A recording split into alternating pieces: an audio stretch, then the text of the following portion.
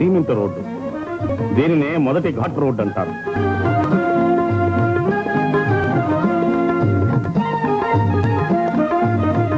సునాయాసంగా ప్రయాణం చేసి శీఘ్రంగా తిరుమలను చేరుకోవడానికై స్వల్ప ఛార్జీలతో ఏర్పాటు చేయబడిన దేవస్థానం వారి బస్సులు.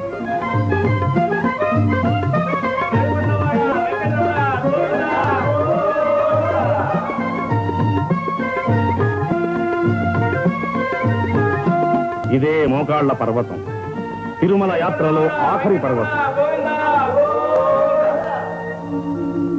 గోవిందనామస్మరణతో అలుపు సలుపు తెలియకుండా 7 కొండలు ఎక్కి తిరుమలను చేరుకుంటున్న యాత్రికి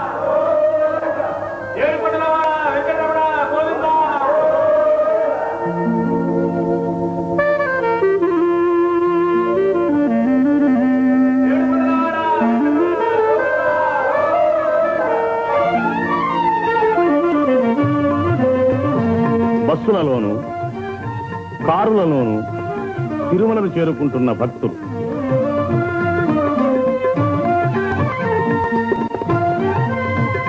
అనేక లక్షల రూపాయలు వెచ్చించి యాత్రికుల సౌకర్యం కోసం దేవస్థానం వారిచే నిర్మించబడిన సువిశాలమైన ధర్మశాలలు.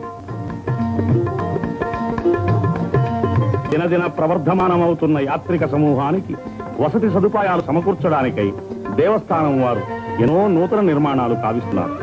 ఈ ధర్మశాలల్లో పేద యాత్రికులకు ఉచితంగా వసతి లభిస్తుంది. దేవస్థానం వారి ప్రథమ విచారణ కార్యాలయం. సంపన్నులైన వారు అద్దె చెల్లించి ఆధునిక సౌకర్యాలతో నిర్మించబడిన ఈ వసతి భవనాల్లో బస చేయవచ్చు.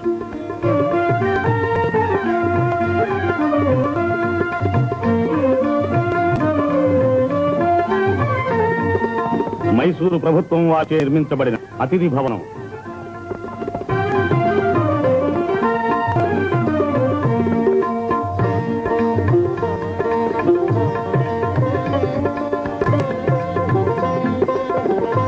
యాత్రికుల సౌకర్యాలను గురించి చర్చిస్తున్న మైసూరు ప్రభుత్వ పెష్కర్. మనోహరమైన ఉద్యానవనం, మయూరాకారంలో మలతబడిన నికుంజాలు, ఫలాహారశాల, పటాల విక్రయశాల, దేవస్థానం కార్యనిర్వాహక సంఘం, శ్రీ వెంకటేశ్వర స్వామి వారి దేవాలయము, గోవిందరాజస్వామి, కోదండరామస్వామి, కపిలేశ్వర స్వామి వార్ల దేవాలయములు, పద్మావతి అమ్మవారి దేవాలయము, వీరి పరిపాలనా బాధ్యతను రాష్ట్ర ప్రభుత్వం చే తీర్మానింపబడిన చట్టబద్ధమైన ఒక బోర్డ్ ఆఫ్ ట్రస్టీస్ వహిస్తున్నది. బోర్డు అధ్యక్షుడు శ్రీ రంగరాజు, ఎగ్జిక్యూటివ్ ఆఫీసర్ శ్రీ చంద్రమౌళి రెడ్డి ఆధ్వర్యంలో దేవస్థానం నిధులతో నడపబడుతున్న వివిధ విద్యా సంస్థల, ధర్మ సంస్థల పరిపాలన అతి సమర్థవంతంగా నిర్వహించబడుతోంది.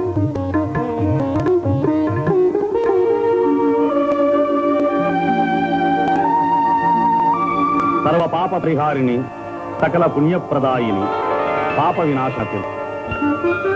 ఈ పవిత్ర తీర్థంలో స్నానమాడితే సమస్త పాపాలు సమసిపోయి పునీతులవుతారు. కొండపై నుంచి దుముకుతున్న జలధార కింద స్నానమాడి పవిత్రులవుతున్న యాత్రికులు.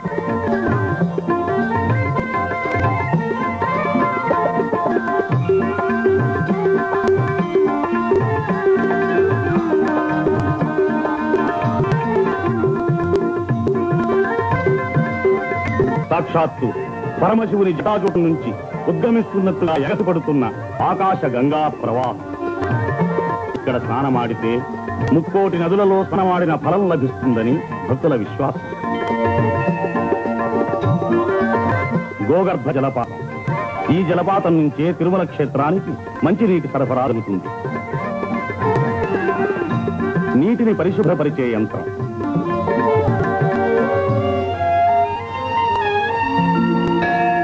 ఇది కళ్యాణకట్ట.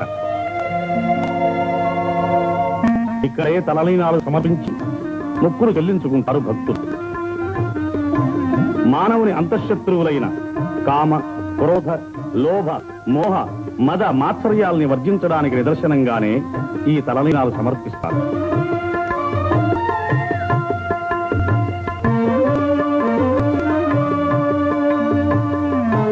ఇదే స్వామి పుష్కరిణి. 3 కోటి తీర్థాలు ఇందులో తెలుస్తుంది. దీనిలో ఒకసారి మునిగితే అనేక కోట్ల మాతృగర్భాలలో జనించిన భవబంధాల నుంచి విముక్తి నుండి పరిశుద్ధాత్ములవుతారు. అదే వరాహస్వామి ఆలయం. శ్రీనివాసుడు కలియుగాంతం వరకు వెంకటాద్రి మీద ఉండడానికి వరాహస్వామి నుంచి స్థలం పొందాడని, దానికి ప్రతిఫలంగా ప్రథమ దర్శనాన్ని, ప్రథమ నైవేద్యాన్ని వరాహస్వామికి శ్రీనివాసుడు ఇచ్చినట్లుగా ఇతిహాసం ఉన్నది. అందుచేత భక్తులు ప్రప్రథమంగా వరాహస్వామి దర్శించే వెంకటేశ్వరుని దర్శించడం ఆచారం.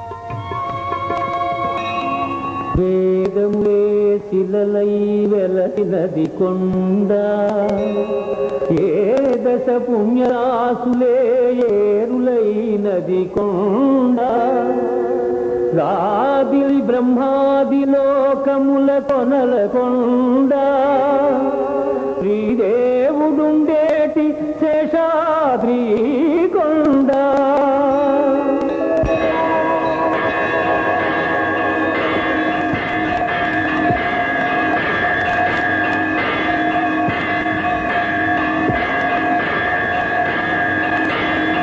ఇదే కలియుగ వైకుంఠం. ఆదిశంకరితుడు, భక్తజ బాంధవుడు, ఆపదముక్కులవాడు అయిన శ్రీనివాసు నివాసం.